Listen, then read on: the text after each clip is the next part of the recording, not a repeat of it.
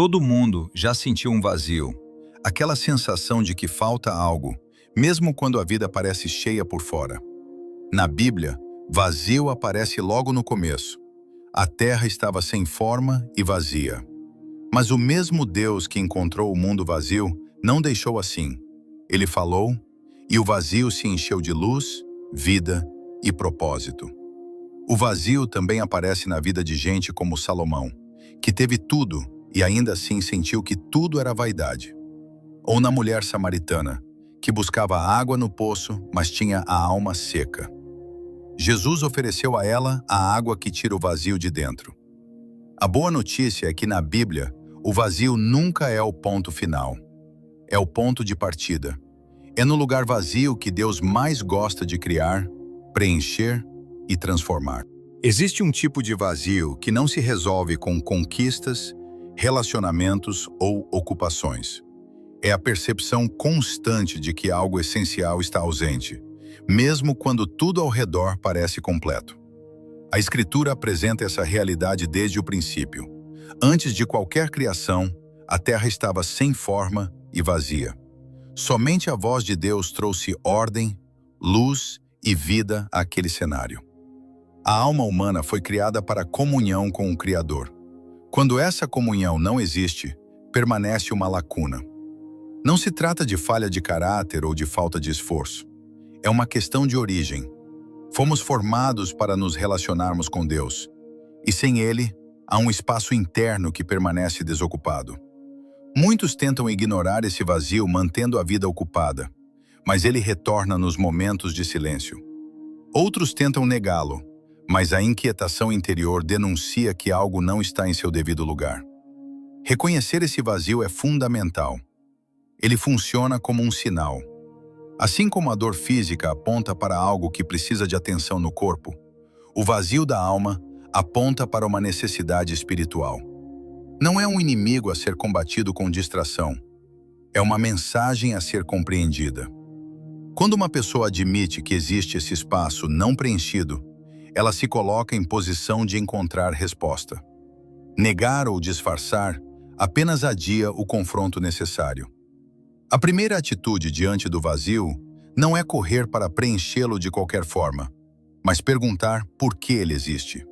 E essa pergunta, com sinceridade, conduz ao próximo passo. Entender com o que temos tentado ocupar esse lugar. Uma vez que o vazio é percebido, a reação mais comum é buscar preenchimento imediato. A sociedade oferece muitas opções: aquisição de bens, busca por prazer, alcance de reconhecimento, construção de imagem. Todas essas coisas possuem seu valor e seu lugar. O problema surge quando se espera delas algo que não podem entregar. Bens materiais resolvem necessidades externas, mas não questões internas. Prazer traz alívio momentâneo, mas não permanência. Reconhecimento eleva a autoestima por um tempo, mas é dependente da opinião de outros. São elementos importantes para a vida, mas insuficientes para sustentar a alma. A experiência registrada por Salomão é um relato claro disso. Ele teve sabedoria, riquezas, obras, influência. Experimentou tudo o que estava ao seu alcance. Sua conclusão foi que, separado de Deus, tudo era como tentar segurar o vento. Movimento sem substância, esforço sem resultado duradouro. Quando se coloca sobre coisas passageiras a expectativa de sentido eterno, o resultado é decepção. Elas foram feitas para serem desfrutadas com gratidão, não adoradas como fonte de vida. É preciso fazer uma avaliação honesta. O que tem ocupado o centro das expectativas? O que tem recebido o peso de uma confiança que só Deus deveria receber? Enquanto a busca permanecer no que é temporário, o vazio retornará. E quando todas as alternativas já foram testadas, surge um esgotamento diferente. É o cansaço de tentar se bastar. Existe um cansaço que não é físico. Não se resolve com férias, mudança de rotina ou novas metas. É o esgotamento de quem tentou, por muito tempo, ser a própria fonte de satisfação, de força e de respostas. A mulher samaritana representa bem essa condição. Ela buscou em relacionamentos aquilo que só Deus poderia dar à sua alma. A cada tentativa, a sede retornava. A autossuficiência promete liberdade, mas entrega peso. A ideia de que o ser humano pode se completar sozinho parece atraente, mas se mostra irreal na prática. Somos limitados. Temos necessidades que não conseguimos suprir por nós mesmos. Tentar carregar essa responsabilidade gera desgaste emocional e espiritual. É como tentar tirar água de um poço seco. Por mais esforço que se faça, o resultado não muda. Admitir esse cansaço não é sinal de derrota, é sinal de lucidez. É reconhecer que há um limite para a capacidade humana. Esse reconhecimento abre espaço para a dependência de Deus. Enquanto uma pessoa insiste em se sustentar sozinha, ela permanece em ciclo de esforço e frustração. Quando ela reconhece que precisa de auxílio, inicia-se um novo caminho. Porém, nesse processo, muitas vezes surge outra dor. A sensação de que, justamente quando mais se precisa, Deus parece estar em silêncio. Uma das experiências mais difíceis da vida de fé é orar e não perceber resposta. É clamar em meio à dor e encontrar silêncio. Essa realidade não é estranha à Escritura. Davi expressou esse sentimento em suas orações. Jó questionou o aparente silêncio divino diante de seu sofrimento. O próprio Jesus, no momento mais crítico, verbalizou a sensação de desamparo. É importante estabelecer uma diferença. Silêncio não é ausência. Na dinâmica humana, quem aplica uma avaliação permanece em silêncio durante a prova, mas está presente e atento. Na vida espiritual, há períodos em que Deus não fala de forma perceptível, mas isso não significa que ele se retirou. Sua presença não depende da manifestação constante de palavras. A fé madura aprende a confiar também quando não há explicações. O silêncio de Deus pode ter vários propósitos. Pode ser um tempo de amadurecimento, onde a confiança é provada. Pode ser um período em que Deus está tratando áreas que palavras não alcançariam. Pode ser ainda um convite para buscar a Deus por quem Ele é, e não apenas pelo que Ele diz ou faz. Se hoje a única resposta é o silêncio, não o interprete como abandono. Continue a se relacionar com Deus. Continue a apresentar sua dor. A persistência na busca, mesmo sem resposta imediata, fortalece a vida interior. Esse silêncio, muitas vezes, antecede ou acompanha um período de deserto interior. Deserto interior é a expressão usada para descrever uma fase da vida em que há secura espiritual e emocional. É um tempo marcado por falta de direção clara, ausência de motivação e diminuição da sensibilidade espiritual. A oração se torna difícil. A leitura bíblica parece sem vida. As atividades que antes traziam alegria já não produzem o mesmo efeito. A Bíblia registra vários períodos de deserto na vida de pessoas usadas por Deus. O povo de Israel caminhou pelo deserto por anos. Elias atravessou um deserto após um grande desgaste emocional. Jesus foi conduzido ao deserto antes de iniciar seu ministério público.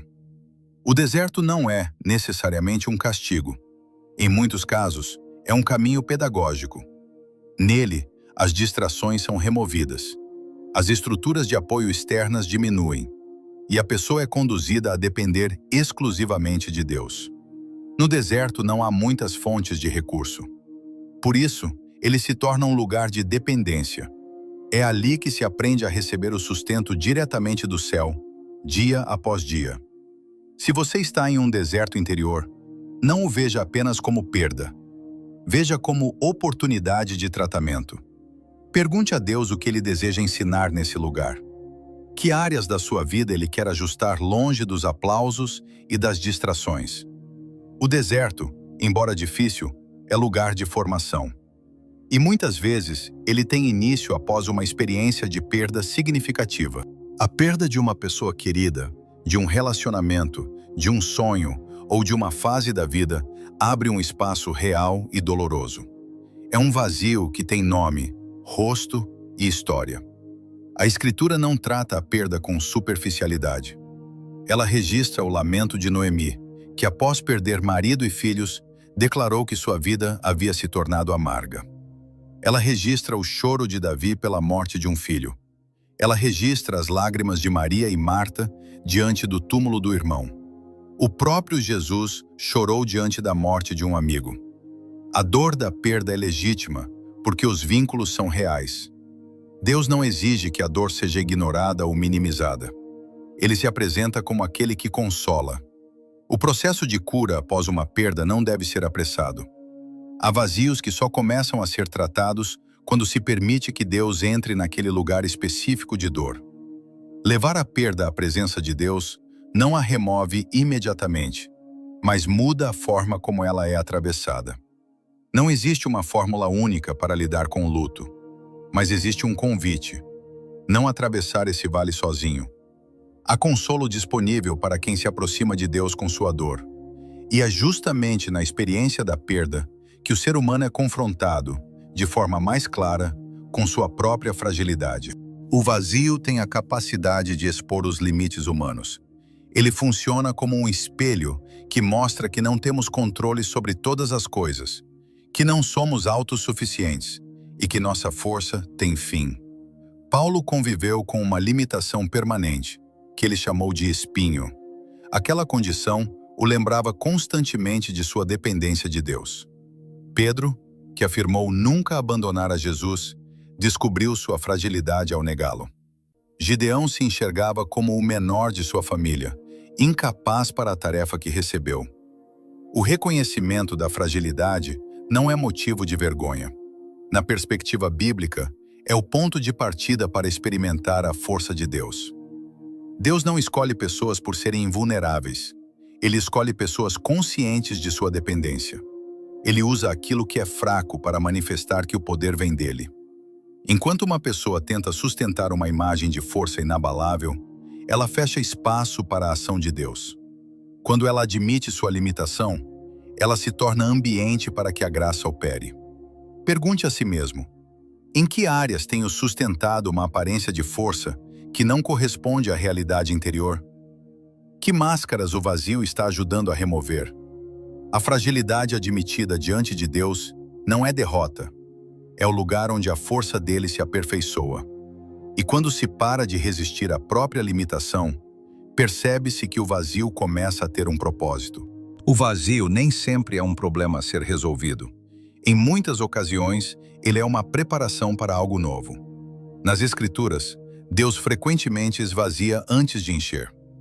Antes do primeiro milagre de Jesus, os recipientes em Caná estavam vazios. Antes da multiplicação dos alimentos, havia apenas alguns poucos recursos disponíveis. Antes do derramamento do Espírito, havia um grupo reunido em oração e expectativa. Deus trabalha com espaço disponível. Um recipiente cheio não pode receber conteúdo novo. O vazio, nessa perspectiva, é um convite.